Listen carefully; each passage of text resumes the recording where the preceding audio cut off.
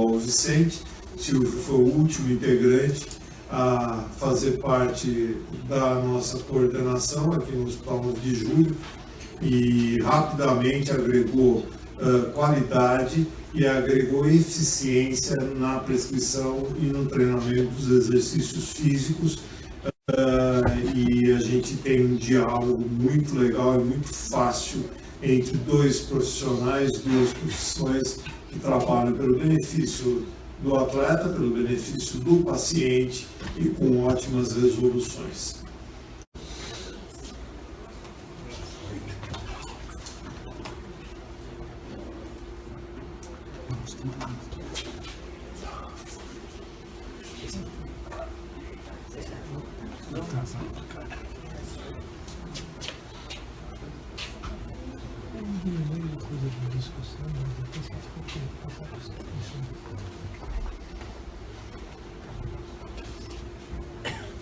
Boa noite a todos.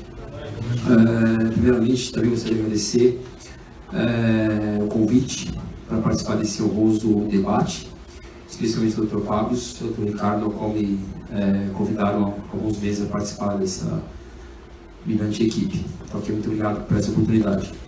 Bom, eu sou doutor pela Universidade Federal de São Paulo e na minha área mais específica, no doutorado foi a cardiologia.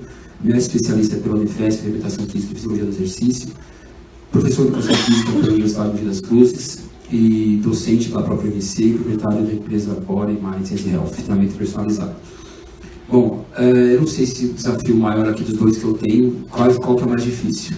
Se é sobrepor as informações dos dois doutores, que foram fantásticos em relação ao assunto, ou poder passar algo para vocês que seja mais próximo do exercício físico possível, porque é aí que entra o meu desafio.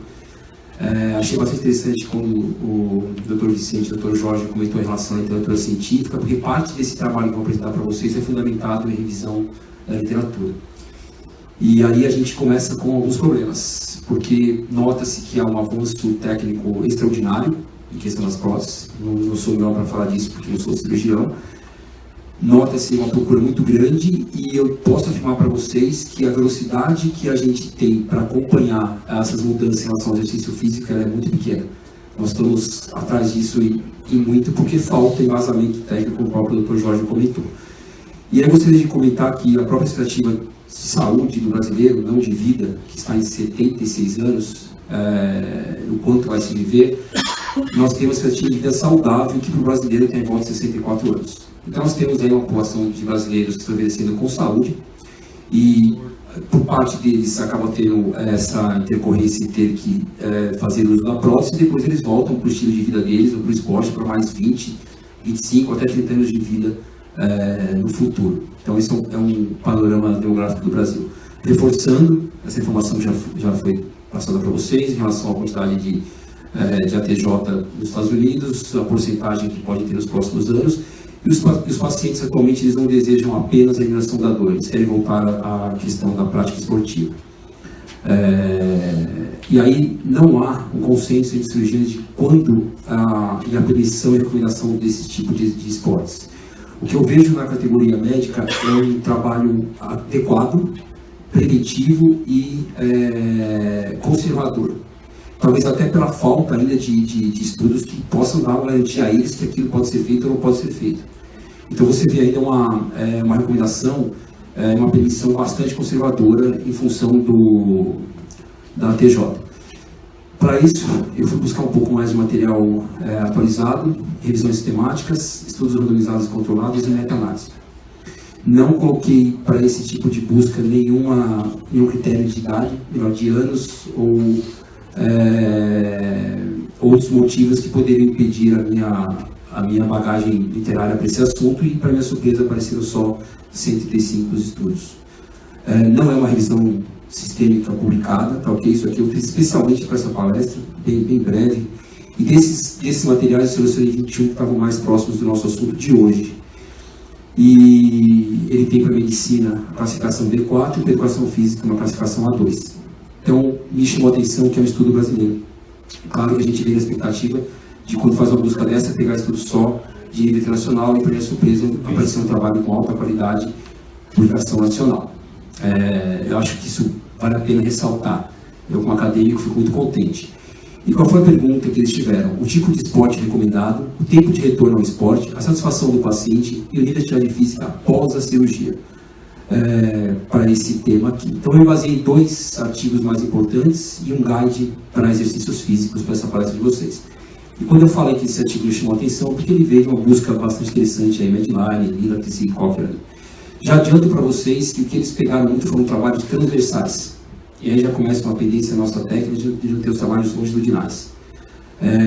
Mas é o que eles encontraram de melhor para quando fizeram essa revisão. E dá para a gente notar que teve um critério técnico bastante interessante, aí, 450 estudos, e terminando em 11 inclusos esse material. Então, por isso que eu achei interessante compartilhar com vocês para essa palestra. O que mais? Bom, ele teve, como outros critérios técnicos, o nível de evidência, a partir do Oxford Center for Evidence-Based Medicine, 3.000 casos, 51% eram homens, e a idade aqui me chamou a atenção, que vai de 51 a 74 anos. Então foi aquilo que eu comentei agora há pouco. Que nós temos uma parcela de pessoas jovens, apesar de ser um número aumentado de acima de 60, mas que já se submetem a TJ e voltam para a atividade física. E esses estudos que eles coletaram na revisão sistemática tinham follow-up de 2 a 8 anos. E aí ele indica que a maior parte dos pacientes tem que participar de um exercício físico pré-ATJ, que os estudos que eles analisaram, outros que eu também acabei estudando e tenho um pouco de conhecimento, mostram o benefício que tem para o retorno ao esporte quando o paciente já é envolvido com exercício físico antes da cirurgia propriamente dita. 70% deles voltam à prática esportiva. A preferência de baixo impacto, como foi mostrado pelo Dr. Jorge e Dr. Vicente, mas depois eu queria fazer alguns comentários em relação ao exercício de alto impacto. E só corroborando com a palestra dos 2 colegas anteriormente, aspecto estacionário, esporte aquático, caminhada e golfe são os mais recomendados para quando se envolve o envolvimento com o esporte pós-ATJ. Isso me chamou a atenção que o nível de atividade física pós-operatório não depende exclusivamente da dor, sintomas pós-operatório. O limitante do exercício físico, ou pelo menos do que tem um grande impacto, seria a satisfação com a cirurgia, motivação e capacidade funcional. E aí a gente entra num terreno bem interessante, que é a questão de quanto a cirurgia foi qualificada ou não para devolver a condição física para praticar esportes, a questão subjetiva, que envolve a motivação, e capacidade funcional, ela tem uma relação muito grande com o exercício físico. E quando nós falamos de capacidade funcional, nós não estamos atrelados apenas à questão do joelho. Aí nós temos todo um sistema fisiológico envolvido, principalmente o sistema cardiovascular, o respiratório e o muscular. E isso tudo está integrado com capacidade funcional. Quando nós colocamos uma lupa pensando no idoso e capacidade funcional, é um fator limitante para viver de forma independente fisicamente. Então, se a gente consegue, através do exercício, desenvolver capacidade funcional para as pessoas de mais de 60 anos de idade, visando a questão do joelho, você acaba devolvendo também independência para ela para outras situações. Por exemplo, o gasto calórico. Então, se há uma possibilidade de capacidade funcional aumentada e o gasto calórico desse idoso ou dessa pessoa é aumentado, você tem uma diminuição de consumo e acaba tendo um impacto aquilo que o Dr. Jorge comentou, que é em relação à obesidade. Então, eu acho interessante que para o exercício físico a gente pensar em capacidade funcional de uma forma geral, não apenas específica para o joelho. O retorno é entre 6 e 18 meses depois da TJ, que essa revisão colocou. E aqui eu falo de exercício físico não de alto impacto, eu ainda estou no terreno do exercício físico com a caminhada, com a bicicleta, que foi citado agora há pouco.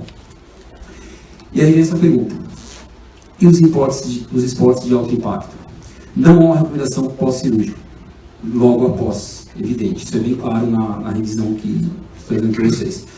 Considerar nível anterior de atividade física, população adequada e expectativa do paciente. Acho que é importante. O que o cara fazia, o que o paciente fazia antes da cirurgia, pensando no esporte de alto impacto. É como eu disse agora há pouco. Se ele já tem um histórico de exercício físico, a condição de voltar para o impacto é um risco menor, digamos assim. Porque ele já tem uma musculatura preparada, uma parte neural preparada, uma percepção do esforço que ele já conhece, ao invés de um paciente que nunca fez uma atividade e resolve depois de uma TJ fazer um trabalho de alto impacto. Então essa discussão acho que é importante. O que o cara fazia quando ele pensa em fazer alto impacto? População adequada, você inclusive, hoje nós já temos, que são casos mais raros de atletas de alto rendimento que faziam esportes, tiveram a prótese e voltaram para o exercício físico de alto rendimento, que é o próprio futebol. Agora me fugiu o nome do jogador de futebol que joga com prótese. César Sampaio. Ex-palmeirense, né? Mas merece comentário. E aí, o que se espera da expectativa do paciente? O que a gente pode permitir que ele faça, permitir que ele não faça? Então, acho que quando se pensa em alto impacto, tem que levar em consideração o que ele fazia, qual era o tipo de população, qual é a população que ele está agregado e o que ele espera do alto impacto dele quando ele voltar para o exercício. E aí, faltam estudos com maior embasamento técnico, embora alguns apresentem bons resultados. Então, tem um caso aqui de 60 anos, de um estudo de 66 anos de média, que praticavam tênis, corrida e basquete 4 vezes por semana, 3 horas e meia. Tem muita gente que tem o joelho extremamente preservado e não faz metade disso daqui. Ok? Não falo nessa sala, eu digo em geral. E follow-up de 4 anos, e 32 casos tiveram bom sinal, tanto radiográfico como clínico. Então, apesar de eles fazerem esporte de alto impacto, tênis, corrida e basquete, aqui, doutor, desculpa, eu não sei se era em dupla ou sozinho, esse tênis. Mas, enfim, era um esporte de alto impacto, com volume de treino respeitado, para quem faz esse tipo de esporte, independente de ter ATJ ou não. E 4 anos depois, eles apresentavam bons sinais radiográficos e clínicos. No entanto, essa população que eu estou falando, ela gira em média de 10% daqueles que fazem ATJ. Então, não dá para a gente afirmar que isso seria bom para todo mundo. Mas uma parte da população pós-ATJ consegue se envolver com exercício de alto impacto. E aí, a pergunta continua sendo essa: se existem evidências para o alto impacto. Há um consenso que para baixo impacto existe e não há muitas evidências para o alto impacto. E é o que mostra aqui. 91% deles têm satisfação com a prótese e 11% pratica esportes extenuantes, 5 anos após a cirurgia. Então, quando se discute alto impacto, a gente está diante de uma população menor do que as outras que fazem esportes. E até me assustou aquele caso que o senhor trouxe, dos vídeos do cara que faz academia, que faz esqui e tudo mais. Mostrando que há possibilidade, mas certamente ele faz parte de uma população menor que pratica esporte após a TJ, bem pequena. Na minha opinião, como educador físico, eu acho que isso vai crescer. Eu confesso falar para vocês que, assim, entrar numa sala escura, quando se pensa em educação física, exercício físico, treinamento para ATG, você tem, nossa área, ela pega o pós-fisioterapia, que é o fisioterapeuta que já reabilitou ele em voltar para o esporte. E aí eu noto que há um terreno enorme para ser vencido. E a conclusão desse material é o retorno ao esporte, níveis recreativos, a priori. O paciente ele tem que estar instruído e há de se ter uma preparação física adequada. E aí eu fico numa preocupação muito grande, porque às vezes eu vejo outras áreas do próprio exercício físico que não são envolvidas com a TJ, mas ainda há muita discussão para ser feita. Vídeo de treinamento funcional, crossfit. Evidente que a minha postura aqui não é dizer que crossfit e treinamento funcional são equivocados, mas existe muita informação ainda fora de um padrão mínimo para você prescrever funcional e crossfit.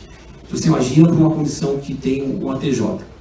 Aí ele fala a importância da funcionalidade cardiovascular, depois eu volto a falar sobre isso. Qualidade de vida, foi citado agora há pouco, a questão psicológica, como por exemplo a própria autoestima. Quando eu penso em autoestima ou questão subjetiva emocionais, por exemplo, e se pensarmos num grupo de idosos, nós temos em média aí 40% dos idosos brasileiros têm algum sintoma depressivo. Acho que é importante colocar essa frase, sintoma depressivo, não necessariamente depressão, que eu não posso entrar com esse tipo de informação. Mas de cada 10, 4 idosos brasileiros têm algum sintoma depressivo. Então, quando você tem uma situação de uma ATJ para o idoso, que você devolve para ele uma questão de autoestima, de alta eficácia e alta eficiência para as AVDs dele, você acaba tendo outros fatores positivos agregados, não só a questão da própria cirurgia. E quando ele fala de funcionalidade cardiovascular, o Dr. Jorge trouxe um estudo que era sobre a capacidade aeróbica, que era dos tenistas, mas eu senti ainda uma ausência muito grande desses trabalhos por parte do exercício físico. Então a pergunta seria a seguinte: Das pessoas que fizeram a TJ, será que elas melhoram realmente a capacidade cardiovascular? De que forma isso é melhorado? Qual é o treino que eu vou usar? Qual a intensidade que eu vou usar? Ainda se vê uma ausência muito grande desses trabalhos para essa população especial. Muito bem. Então, aqui, para esse cenário que você trouxe até agora, foi a TJ, que seria total. E o Dr. Jorge comentou a possibilidade de não ser uma total, digamos assim, uma parcial. E esse estudo também corroborou com as duas informações, Dr. Jorge. Ele fala que realmente há uma limitação, mas as cirurgias que ela envolvem a parte total, elas são melhores do que as que são de total. Mas ainda assim, ele mostra que há uma deficiência, né, limitada para alguns estudos com mais qualidade, que tem fatores de confusão, inadequado, e a necessidade de maiores estudos para se discutir o que seria melhor ou não. Esse artigo ele é um A1 para a medicina e A1 para a educação física, pela CAPES. E aí, esse assunto aqui que eu trouxe para vocês seria os exercícios físicos propriamente ditos. O que o paciente, depois de ter liberado da reabilitação física, ele pode executar para o exercício físico. E eu me baseei nesse guide aí canadense. Antes disso, de uma forma muito rápida, muito simplificada, mostrar para vocês que quando nós falamos de exercício físico, há de se ter um cuidado da prescrição em relação à possibilidade ou não dele fazer, pensando em fadiga muscular, pensando em dor muscular, pensando em gasto metabólico, pensando em gasto calórico, pensando se é um trabalho de resistência, se é um trabalho de potência. Tudo isso tem envolvido no exercício físico, que é claro que não há condições, nem é o tema de hoje da nossa palestra. Mas de uma forma muito breve, só para recordar para alguns e para explicar para outros, nós temos 3 sistemas predominantes de transferência de energia, que é o anaeróbio alático, o anaeróbio lático e o aeróbio propriamente dito. Então, quando nós falamos com cargas menores, nós estamos falando da via oxidativa, da via de produção de energia com o uso aumentado de oxigênio. Quando nós falamos de exercício de aumento de força, de potência, de massa muscular, que foi bem colocado nas informações anteriores, nós estamos falando da via anaeróbica predominante. E aí, quando a gente prescreve exercício, tem que tomar esse cuidado. Se você tem a tua carga inadequada, ou pausa inadequada, ou velocidade inadequada, você acaba interferindo nesses padrões de produção de energia, e o objetivo que você quer alcançar acaba sendo errado. Então, se eu tenho a ideia de trabalhar um paciente pós-ATJ para aumentar a massa muscular e trabalhar apenas resistência, isso não vai ser atingido. Você vai conseguir uma resistência muscular, mas não vai conseguir uma melhora de massa muscular. Aeróbio e anaeróbio. E aqui são exercícios antes da intervenção, isometria. Isso pode ser usado, de acordo com a literatura, entre 3 séries de 8 a 10 repetições para trabalho de fortalecimento de membros inferiores, coxa, panturrilha. Notem que são exercícios simples, porque aqui a gente está falando de uma população que vai passar pela intervenção, então ele sabe toda aquela parte estrutural já descrita, explicada. Trabalho de exercícios para quadríceps. E aqui dá para a gente colocar que são trabalhos funcionais, não há necessidade do paciente ir até uma academia para fazer isso. São simples, mas tem uma alta eficácia pré-ATJ. Em geral, são feitos exercícios do meio líquido, bicicleta estacionária, máquina elíptica, exercício de equilíbrio que o Dr. Jorge já trouxe para nós. Muito bem, logo após a ATJ, e quando eu falo logo após aqui, turma, após a ATJ e após a reabilitação do fisioterapeuta, ok? Qual que é o foco principal? Redução de edema, evitar coágulos e controle da dor. Bastante falado aqui pelos outros colegas. Muito bem, na bicicleta, há de se ter uma preocupação de não ter uma extensão total da articulação, quando ele inicia o exercício físico. Quando ele estiver pronto para fazer exercício, executar o ciclo completo, porque se ele não consegue executar o ciclo completo com a bicicleta, ele não está preparado para o exercício físico ainda. E do meu ponto de vista, não existe adaptar. Para mim isso é muito claro. Ou ele é clínico, ou ele é exercício físico. Não tem como o exercício físico dizer que ele está limitado clinicamente, mas ele pode fazer. Acho que a gente não está tratando de hipertensos, não desprezando a patologia, claro. Mas aqui é uma situação mecânica. Ou ele pode, ou ele não pode fazer. E se não há condição, ele tem que voltar para a reabilitação, conversar com o médico e assim sucessivamente. Usar os 2 sentidos do ciclo da bicicleta para trabalhar tanto os músculos posteriores como anteriores. Eu vejo isso poucas vezes aplicado, pensando em uma cadeia muscular aumentada. Diminuir a altura do banco gradativamente à medida que o joelho amplia a contração e aumentar a carga de forma moderada. Isso para a bicicleta.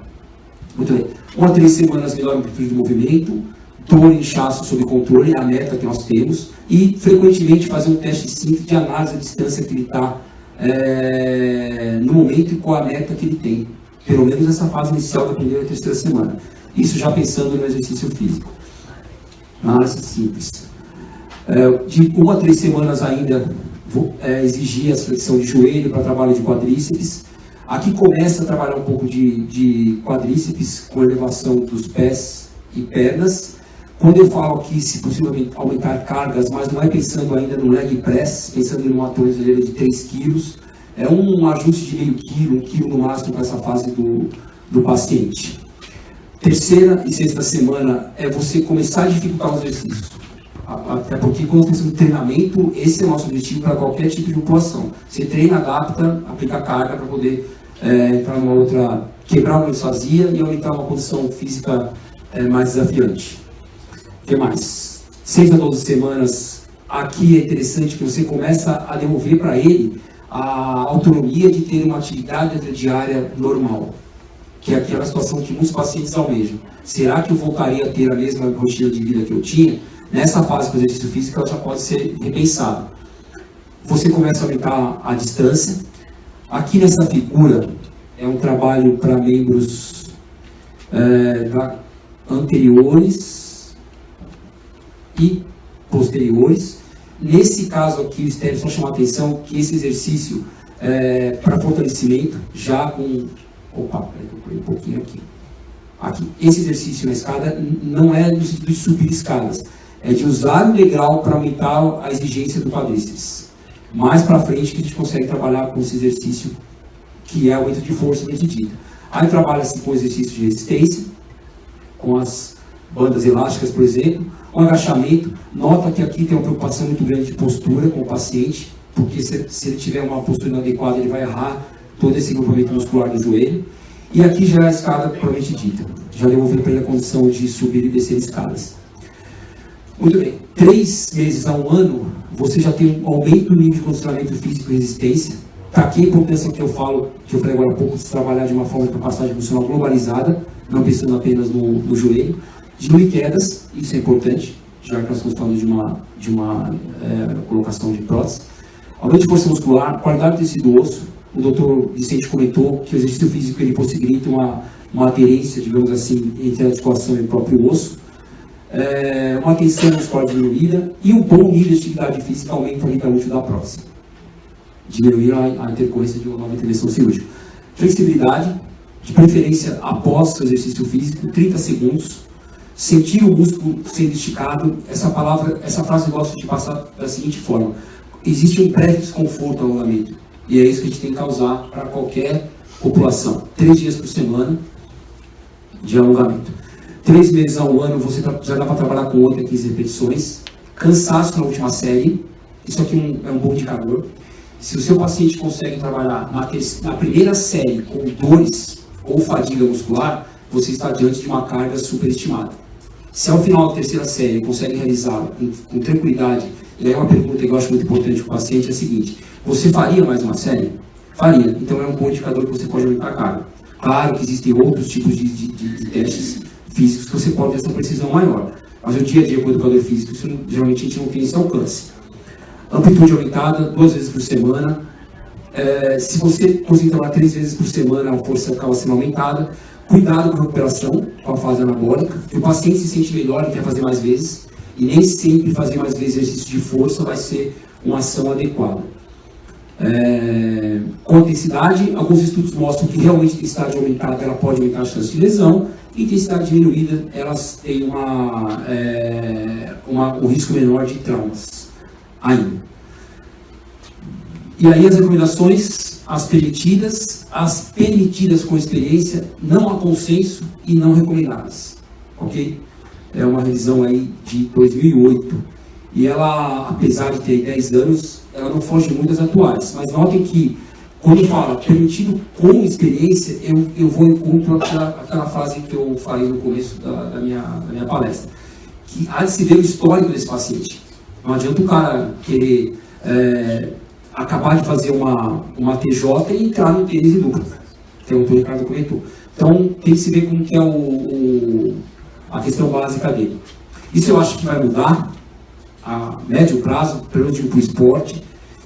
E aí, só para reforçar que, dependendo do tipo de atividade que o paciente for realizar, ele tem uma sobrecarga aí considerável. Por exemplo, fast downhill walking, 8 vezes mais do peso corporal. E isso o educador físico ou o treinador tem que ter conhecimento, porque imagina uma sobrecarga, uma prótese de 8 vezes o peso dele, para cada passada. Esse guide eu não vou citar, mas só para dizer que também todos eles vão nessa mesma linha. Eu trouxe aqui a referência inteira para vocês, para quem tiver curiosidade. Mas eles vão sempre nessa condição que o exercício ele é importante antes, que ele melhora a força, aumenta a distância do movimento, trabalha a resistência, fortalece, melhora a recuperação. Todos eles vão nessa linha quando a gente coloca essa busca.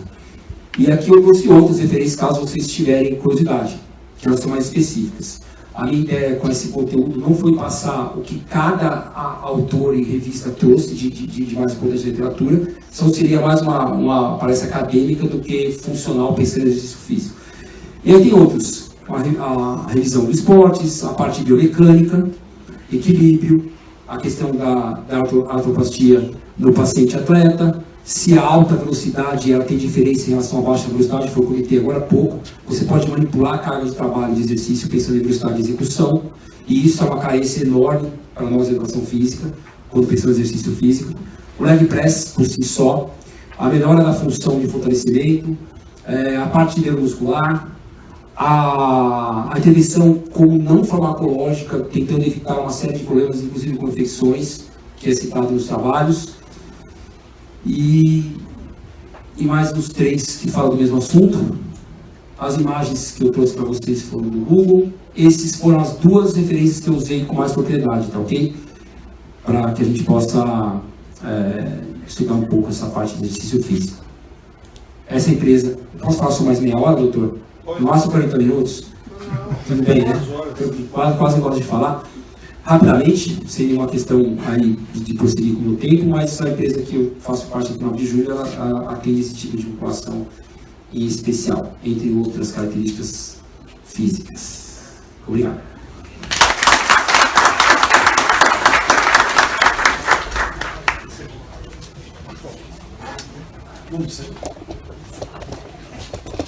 Bom, eu quero agradecer as 3 brilhantes palestras, convidar o Dr. Vicente, o Dr. Jorge e o Silvio, o professor Silvio, a sentarem na mesa e para a gente ter aquele habitual bate-papo, nosso comentário. Dr. Walter, boa noite. Boa noite. Seja bem-vindo. Perguntas?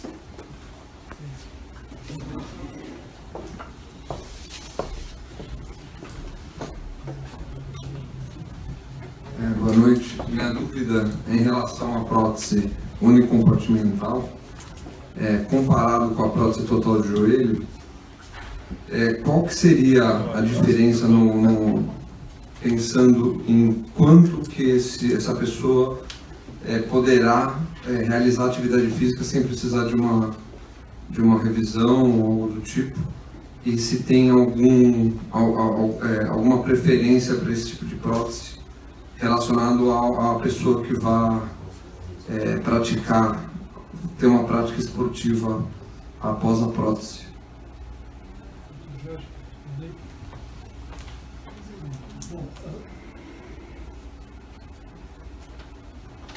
A prótese compartimental ela foi justamente idealizada para nós termos uma interface entre o paciente, por exemplo, submetido a uma osteotomia valgizante e a prótese total de joelho.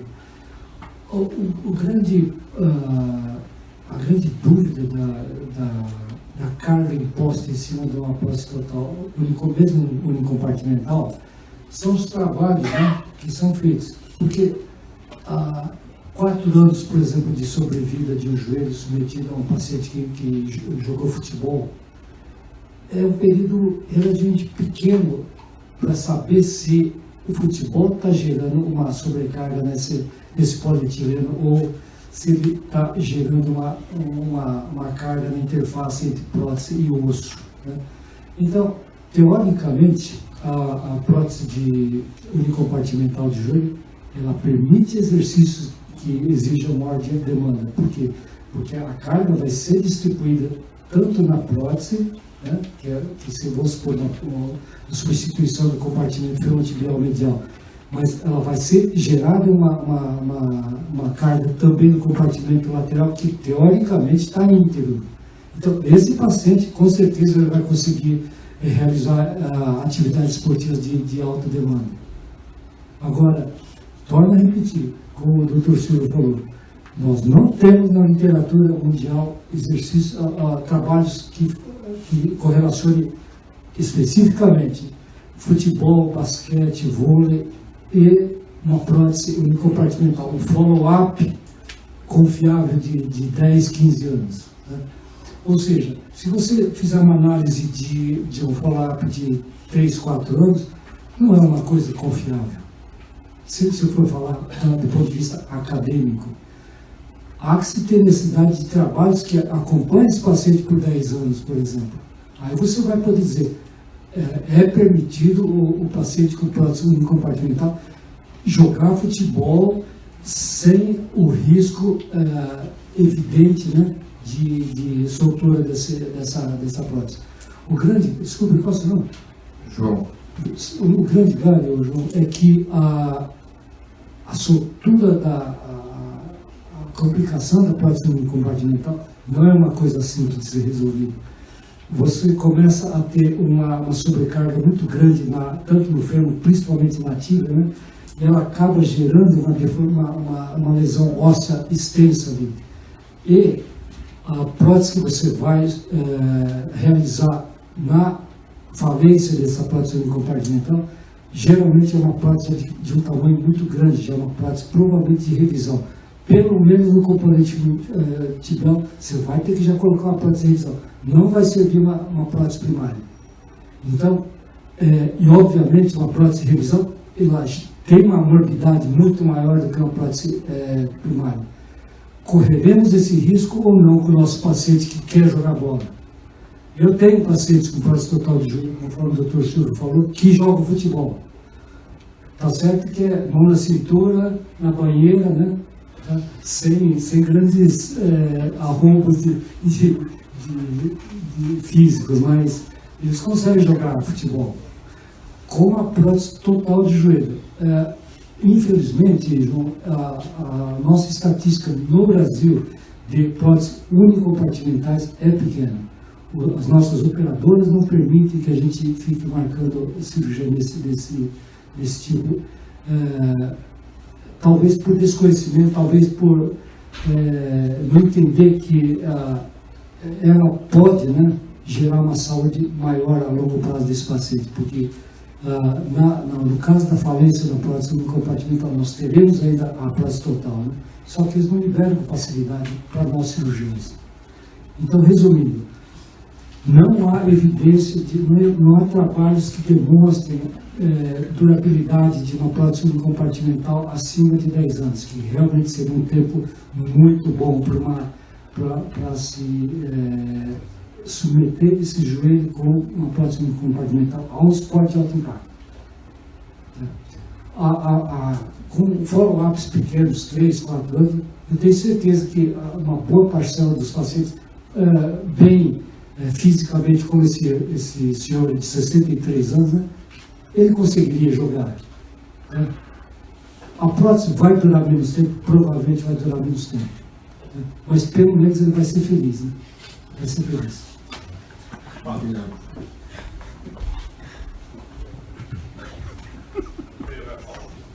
Eu vou. Bom, boa noite. Primeiro, parabéns a toda a mesa. Primeiro, só um comentário. Aos alunos do professor Silvio, por favor, suguem ele até o extremo, que para vocês terem alguém com tamanho cuidado com a literatura que apresenta, com as palavras, né?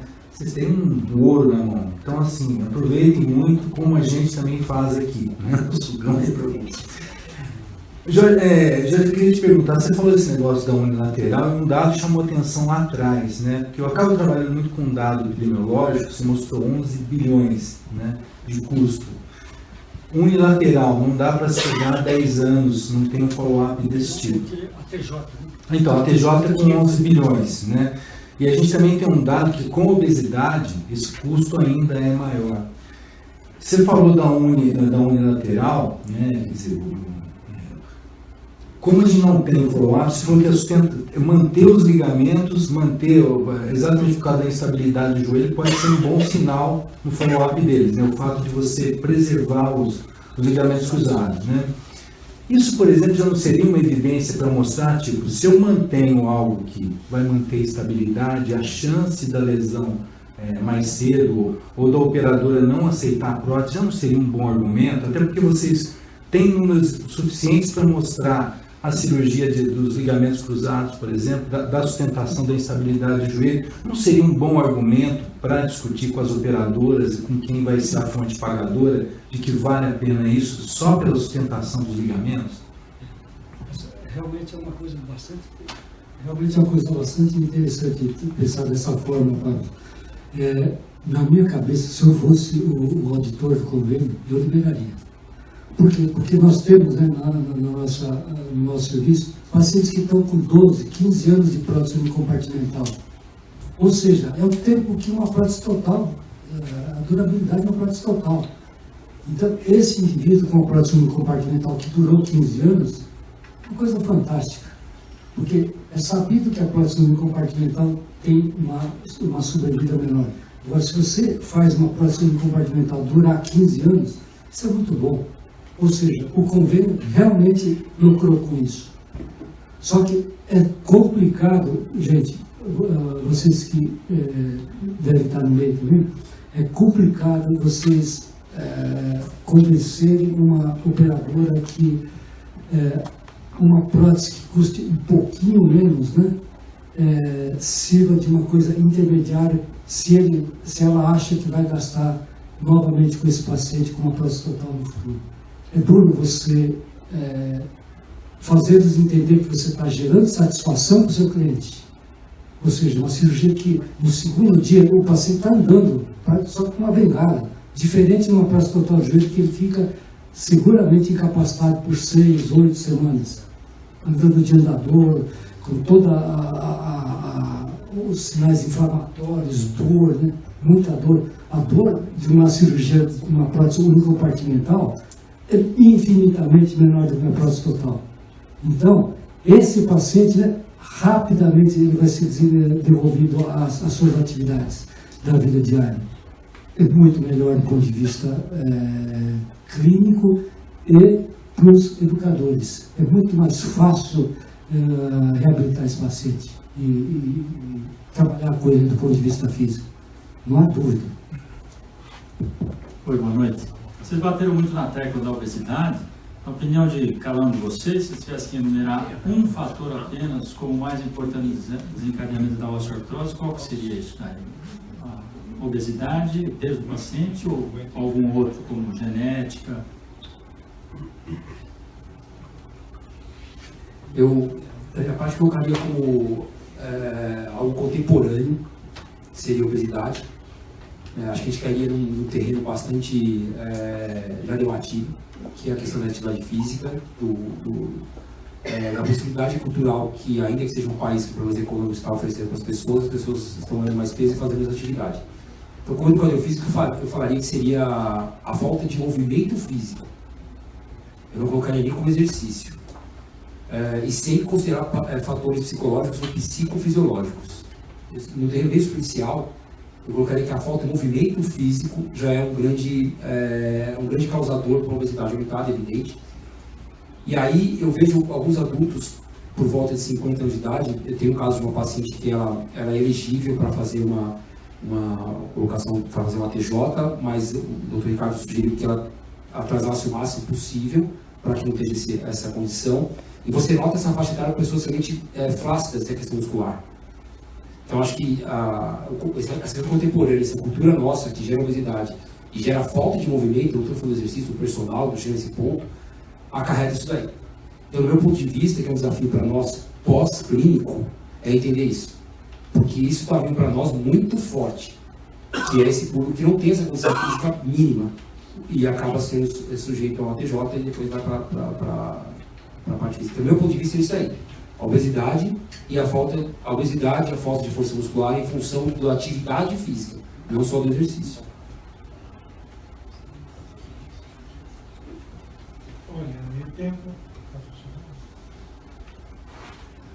Eu tenho como conceito que você pode agregar alguma coisa, né? Que a osteoartrite, por definição, a osteoartrose é uma doença que a gente não sabe a causa, né? Você pode agregar coisas e associar ao aumento da taxa, obesidade, para aquele esporte de alto impacto. Eu acho que é, como todas as doenças, multifatorial, né? A gente não vai ter que ter uma coisa, né? A gente vê que as mulheres são muito mais afetadas do que os homens, né? Até onde a gente sabe, na nossa sociedade, as mulheres não praticam mais esporte do que os homens, né? E a gente não tem tanta obesidade, pelo menos atualmente, os pacientes que a gente vê, né, não é tanta obesidade assim. Esses dados são dados americanos, né? Porque eu procurei, não tem nada, não achei nada. Não sei se o Pablo tem esses números de prótese, se você tem acesso aí, a gente não tem estatística nenhuma, né? Eu acredito que seja mais idiopático associado com fatores externos, né? Obesidade, esporte, impacto, mas não acredito em nenhum fator só. Particularmente, eu opero bastante na artroplastia total do joelho, né? Tem uma casuística relativamente grande. Eu acho que a obesidade é um fator preponderante. Da quantidade de pacientes que eu opero, né? Um percentual muito grande são de pacientes obesos. E aqueles pacientes magros, muitas vezes têm um joelho artrósico, por quê? Porque foram submetidos a carga excessiva. São ex-jogadores de bola, amadores, profissionais. Ou seja, são joelhos que sofreram bastante carga, os magros. Né? E tem os pacientes obesos. Eu acho que a obesidade realmente é um fator preponderante. Esses números comprovam. São trabalhos extremamente recentes. Todo o congresso que fala de artroplastia total do joelho, obrigatoriamente o assunto obesidade é colocado em pauta. E é unânime essa opinião nos Estados Unidos. Acabei de voltar há uma semana do curso de conceitos atuais em artroplastia. Obesidade é um fator realmente importante. E cada vez pior, né? Porque nos Estados Unidos cada vez mais existem obesos. Se vocês imaginarem que em cada 3 americanos, um é obeso, né? E pior, né? Existe agora a categoria dos obesos. Então, os obesos médios e os super obesos. Pacientes que têm 200, 300 quilos, pessoal. Vocês vão ter que lidar com isso no Brasil, porque vai haver um aumento de pacientes obesos na nossa prática. Tanto como médico, como vocês, como educadores, eu acho. Vai haver um aumento substancial de pacientes obesos. Não pode ser consequência da obesidade pela dor, pode diminuir a atividade e ele se torna um obeso. Mas, Roberto, a gente tem que ver que, às vezes, o paciente, né, ele já vem com esse tipo morfológico antes do joelho começar a deteriorar.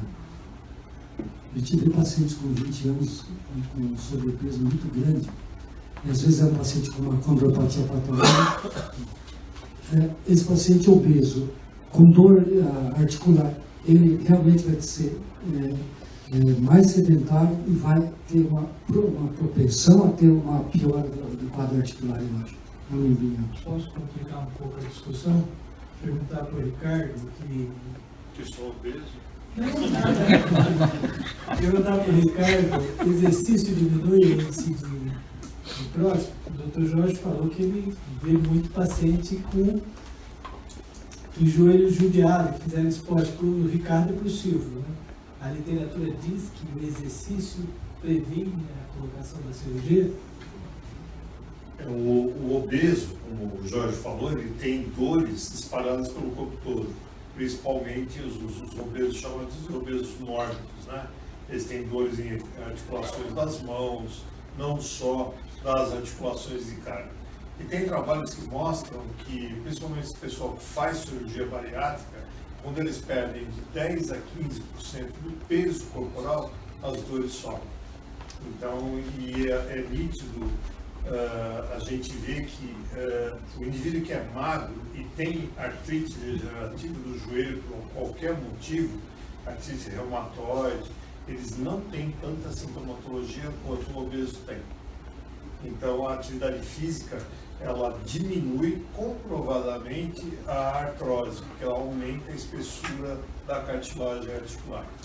Indivíduos que têm uma vida ativa têm uma cartilagem articular maior.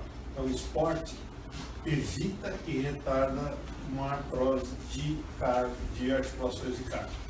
E a obesidade, ela conta com um quadro sintomático, além da sobrecarga do peso corporal especificamente.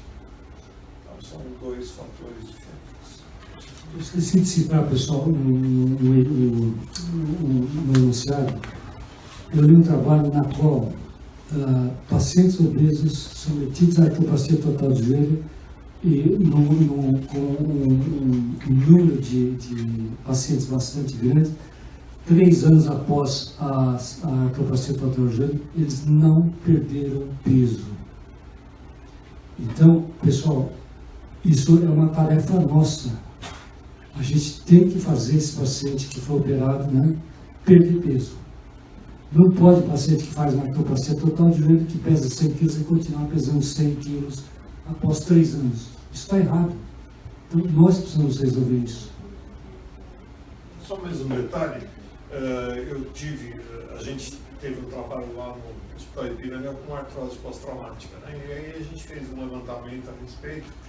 E assim, a literatura ela diz que a única evidência um tratamento conservador não cirúrgico de uma artrose de joelho é exercício e dieta.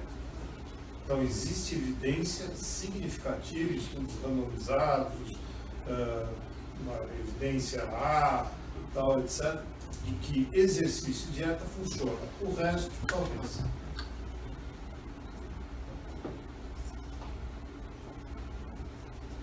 Por favor, desculpe. Boa noite, parabéns pela palestra, né? Eu gostaria de saber, na verdade eu vou entrar na parte da física, né, mecânica. Se é observado, eu vi, né, que tem poucos estudos sobre o joelho. Eu analiso assim o estudo, porque eu vejo que hoje, vou comparar com o futebol, a maioria das lesões são de zagueiros e atacantes, ou seja, peso excessivo. E eu não vejo artigo que fala sobre a relação entre centro de massa e quantidade de movimento. Muito se fala na obesidade, né? Às vezes, o biotipo também, por exemplo, pega um atleta longilíneo, que o centro de massa é muito deslocado, ele tem, no meu ponto de vista, ele tem mais facilidade de ter tipo de lesão no joelho. Então eu gostaria de saber se tem uma estatística, algum estudo que fale sobre esses pacientes, se o mais alto, mais pesado, por exemplo, alto e pesado, se existe essa relação, esse controle estatístico desse tipo de lesão de joelho, porque eu saí da área da engenharia, né? Fiquei alguns anos trabalhando na área e hoje palestras como essa me motiva cada vez mais a ficar no ramo da educação física. Como chama o programa? Dante. Dante, assim, eu fiz assim de fora. Quando eu fiz essa busca muito breve, e volto a repetir, foi especialmente para essa questão aqui, eu vi um de biomecânica. Cara, eu acho que isso, eu poderia falar seguramente que não tem. Apesar de eu não poderia afirmar com mais precisão, tivesse feito uma busca com mais propriedade. Mas digamos que eu fiz um piloto de uma busca, acho que essa é uma palavra boa. Eu encontrei só um. E eu acho que você está lidando com uma coisa muito importante. Porque você vê jogadores de futebol, por exemplo, que não são obesos, como você acabou de falar, que não necessariamente tem uma lesão como o Ronaldinho teve alguns anos atrás, mas o cara tem um joelho comprometido. Ou no mínimo a vida útil dele como esportista vai ser diluída. Até porque quando a gente pega o atleta de alto rendimento de futebol, o que a gente vê ali é o supra-sumo do DNA de quem chegou ali. Porque os demais já ficaram para trás até por lesão de joelhos. O que eu posso garantir é isso, que as evidências são pequenas, até porque o que eu trouxe para vocês, ela só mostrou uma, e não tem, e acho isso importantíssimo. Se a gente pensar, por exemplo, em movimento biomecânico, com uma falha de ângulo, isso não é uma lesão de joelho. Né? Então, quando pensar no atleta, é pior ainda. Acho que é isso que eu vou te falar, cara. Me peço desculpa, porque eu fiz uma revisão para esse nicho. Mas ainda que eu tenha feito uma parcial, eu vou ter só um de biomecânica. E para engenharia, cara, isso é ouro. Porque eu vou até arriscar em falar para vocês, fisioterapeutas e educadores físicos aqui, o clínico que vem antes, que para quem eu encorajo vocês a pensar nesse modelo de pesquisa. Porque não só para a questão acadêmica. Eu posso me arriscar em falar que há uma chance muito grande de conseguir bons resultados e fáceis publicações por não ter um olhar como tem agora em questão de biomecânica, por exemplo, fora o exercício físico. Você imagina que o exercício físico tipo de dificuldade tem no meu dia a dia. Às vezes eu tenho só o próprio exercício, sem pensar na TJ. Você imagina para a biomecânica. Eu entendi depois da discussão, você está perguntando de ligamento, né? Não. O ligamento não tem, tá? Em termos de esportes, não tem essa associação. Tem com estreitamento de côndilo, mas com altura, essas coisas, não tem não. O futebol ele tem uma característica que ele tem um apoio monopodal. Então você necessariamente desloca o eixo do corpo e acaba sobrecarregando aquela perna que é a perna de apoio, onde acontecem as lesões ligamentares, etc, etc. E as degenerações,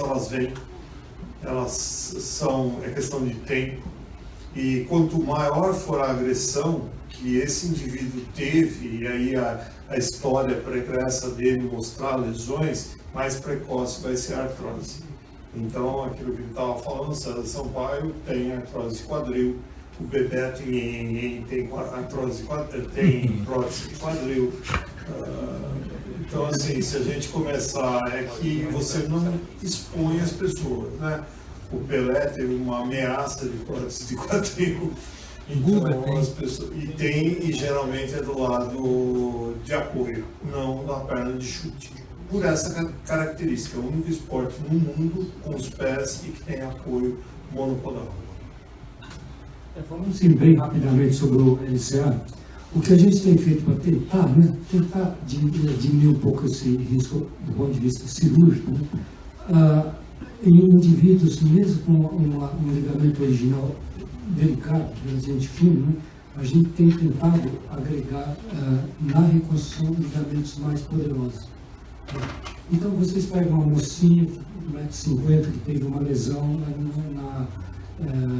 no joelho, rompeu o cruzado anterior. Provavelmente o LCA dela é bem fininho. Tá? Então o que a gente faz? A gente pega, tem alguns artifícios que faz com que o diâmetro a ser enxertado seja maior. Então o que vai acontecer?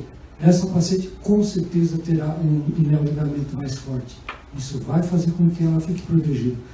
E em relação ao índice de massa corpórea, né, a gente observa muito isso. Às vezes você pega um jogador de futebol que rompeu o cruzado anterior, ele é magrinho, aquele sujeito esguio que tem baita do cruzado anterior, muito forte, de 8, 9 milímetros originalmente. E você pega um sujeito enorme, né, obeso, ele tem um tendão fininho, delicado. Então, esse sujeito, o longilíneo esguio, que você tem um enxerto que tinha 9 milímetros de diâmetro, né, ele vai receber um ligamento adequado para tirar dele. Agora, a gente tem que preocupar-se com aquele sujeito que tinha um ligamento frágil. Nesse indivíduo, a gente tem que ter mais cuidado de transformar esse ligamento que ele tinha originalmente, que era frágil, o tamanho do corpo dele, para um ligamento muito mais resistente.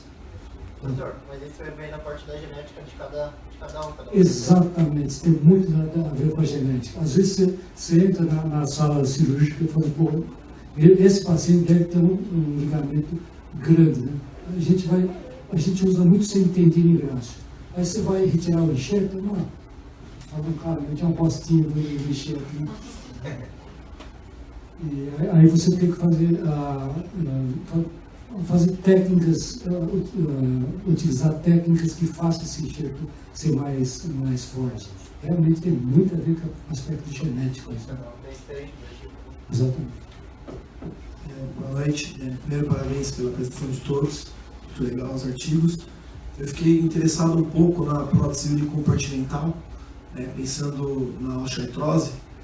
Qual seria a indicação clínica ou de exame de imagem que faça indicar a prótese unicompartimental, pensando que o lado não operado, não transplantado, não está acometido e não necessariamente fazer uma total?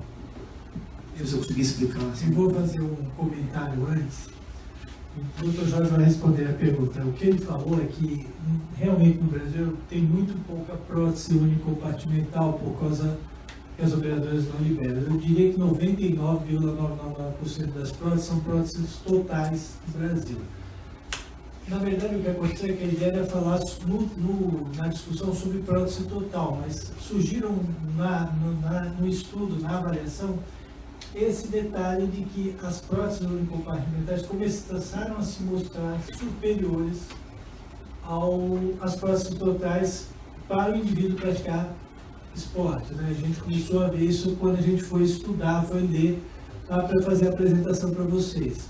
Então, por isso que ficou uma coisa, e a minha ideia era mostrar uma coisa bem básica, como a gente tem educadores físicos, para mostrar o que era uma prótese. E eu até tinha tirado a prótese unicompartimental, porque não era a ideia. O Dr. Jorge me pediu, porque ele tinha feito uma observação bastante intensa sobre a prótese única compartimental. Essa discussão, por que ela é superior? Porque as indicações também são um pouco diferentes. Aí eu deixo para o Dr. Jorge responder. Qual seria a diferença, que é a pergunta que você fez? Bom, as indicações primárias da prótese unicompartimental são artrose num compartimento só, pode ser femorotibial medial ou femorotibial lateral, eventualmente pode ser só femoropatelar também. A prótese unicompartimental, por exemplo, do femorotibial medial, pode ter associação de um comprometimento leve femoropatelar. Mas o ideal é que seja um joelho com um só compartimento comprometido. Idade ideal para esses pacientes abaixo de 60 anos. Uma coisa boa nesse sentido é que a gente tem visto pacientes com 65, 68 anos muito rígidos.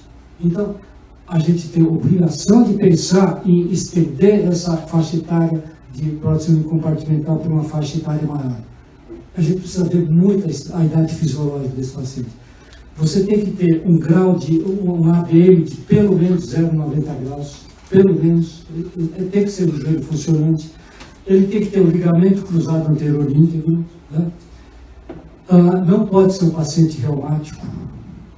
As doenças autoimunes, as doenças reumatológicas estão contraindicadas em relação à artroplastia total unicompartimental. Eu acho que basicamente era isso. E também, para chamar a atenção, que existe essa discussão, porque são indicações um pouco relativas. Só de você ter os dois ligamentos íntegros, porque pelo menos na prótese total, você vai tirar um, ou pelo menos um cruzado anterior. Aí existe uma grande tendência de se tirar os dois. A grande maioria dos cirurgiões tira os dois, Você tem uma perda de propriocepção, você tem que imaginar uma prótese como seria uma retirada de toda a sensibilidade de dentro daquela coisa. E a prótese unicompartimental não, você preserva bastante isso. Então, tudo isso são fatores que podem implicar isso lá na frente, na diferença da reabilitação do paciente, da volta do paciente para o esporte. Uma coisa importante, vamos supor que o paciente tem uma artrose unicompartimental, ele tem um geno varum, aquela perna do cowboy, isso não é uma contraindicação. Porém, você não pode almejar correção angular nesse paciente submetido a uma prótese unicompartimental, por exemplo, do compartimento medial. Você vai gerar dor, insatisfação e esse paciente vai acabar necessitando de uma revisão. Você tem que aceitar o joelho conforme ele é. Tá? E, obviamente, não pode ter também uma deformidade angular muito grande, acima de 15 graus, por exemplo, tá? no seu eixo. Okay? Obrigado. Mais uma? Pessoal, mais 3 minutos. A hora de cá está quietinha. Por favor. Nas 3 apresentações foi citada a questão dos exercícios de impacto pós-operatório sendo um risco. Pensando em densidade óssea, não seria interessante, claro, iniciando de uma maneira gradativa e do baixo para depois o moderado exercício de impacto, melhorando essa densidade óssea para evitar uma soltura dessa prótese por consequência disso? Não seria um exercício bom para executar em pessoas que tenham acabado de operar? Vou fazer uma pergunta para os senhores. A gente precisa de exercício de alto impacto para melhorar a qualidade óssea? Eu digo que seria de impacto, a princípio, até pensando no teu raciocínio. Se pensarmos naqueles modelos só da hidroginástica, talvez não seria o suficiente. E aí eu colocaria como uma questão gradativa. Começar com uma hidro, depois do impacto. Agora, quando a gente fala de alto impacto, eu colocaria mais assim, uma orientação da musculação do que o basquete ou o tênis. Você conseguiria, através do movimento de resistência, de contra-resistência, aumentar o tecido ósseo. Não só ósseo. Vamos pensar na articular e na parte muscular também. Então, eu pensaria não no alto impacto como esporte, mas também não pensaria numa hidroginástica apenas. Eu colocaria esse meio termo e devolver o cara para o impacto. E aí podemos pensar numa caminhada com impacto. Um trote, por exemplo. Exatamente. Exatamente. Eu vejo nessa possibilidade. Tirar um pouco esse teto do alto impacto e pensar de um gradativo até um jogging. E passar para uma musculação, que seria interessante, porque você tem aumento de massa óssea sem ter um impacto com risco. Uma outra coisa também que o alto impacto não só assusta um pouco o cirurgião ortopédico, é o trauma, né? Você imagina você jogar bola, você tem uma fratura naquela região da prótese, criam algumas situações extremamente difíceis tecnicamente de resolver, né? Tá certo? Por isso que os cirurgiões têm muito receio de coisas de alto impacto com a prótese do paciente. Ricardo, permite só um comentário. Eu acho que é bem posicionado que você colocou, porque dependendo da ótica com que você olha, né, se for pensar em reumatologia, a gente vai pensar nisso. Densidade óssea e que passos vão seguir.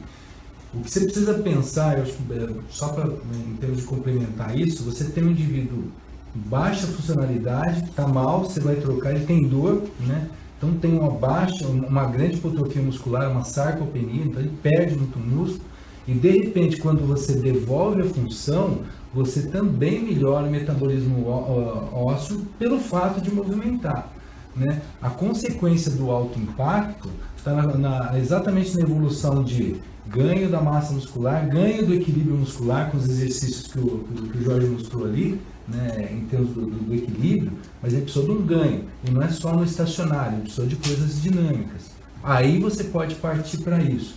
Então a densidade óssea, ela vai ser uma consequência sim, mas dessa melhora, porque você tira um indivíduo que absolutamente não faz nada, e aí a densidade óssea vai embora mesmo, ele vai perder a densidade óssea, só que você coloca em atividade de novo. A consequência do alto impacto vão para esses outros fatores que você já queimou essas outras etapas. A partir daqui eu consigo ir até esse ponto. Mas também a gente tem que pensar, e é um olhar crítico sobre isso, até que ponto a densidade óssea vai ser um indicador para a gente dos mais importantes.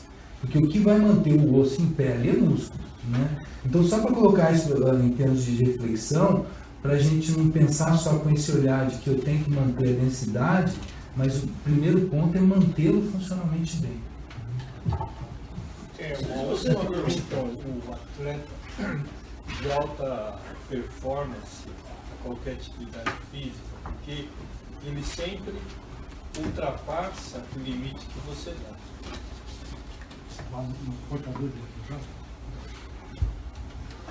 Humberto, é o seguinte, na minha impressão pessoal, né, eu acho que a indústria de materiais está sempre evoluindo. O polietileno que se colocava há 20, 30 anos atrás e o polietileno que nós usamos agora, os materiais são completamente diferentes do ponto de vista de resistência. Eu tenho a nítida impressão que haverá uma evolução nesse sentido. No quadril a gente já percebe muito isso, ou seja, está se usando cerâmica, polietileno.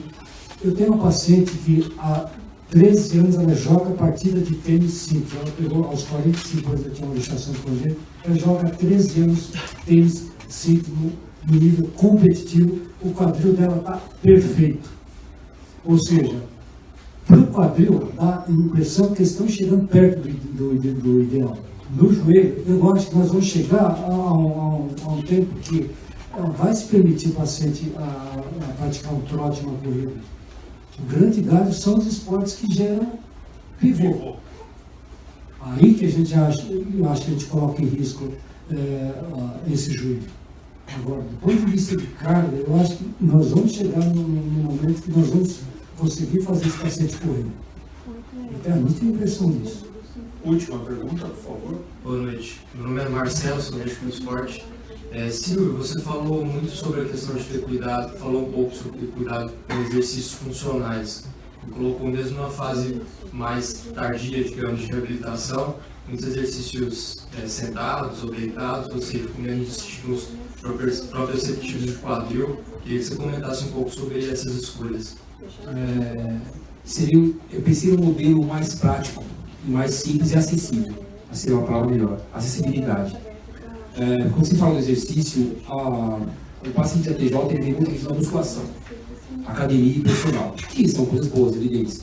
Mas eu pensava um pouco mais funcional, que ele já foi liberado, a gente precisa fortalecer, e isso pode ser feito na casa dele com orientações mais simples. Então essa foi a ideia de pensar em funcional. E daí para frente você tem uma progressão que possa possibilitar maiores cargas. Mas o funcional que se colocar seria alguma coisa de acessibilidade. E seria aquele agora, professor. Agora você começa com os funcionais, para a gente começar com cargas maiores. Entendi que eu penso funcional como transferência do que ele está fazendo com o que ele precisa fazer no dia a dia. Eu compreendi que você quis dizer funcional quanto à acessibilidade. Isso, exatamente. Pessoal, eu quero agradecer a presença de todos. Lembrando que na última terça-feira de junho teremos a última reunião desse primeiro semestre.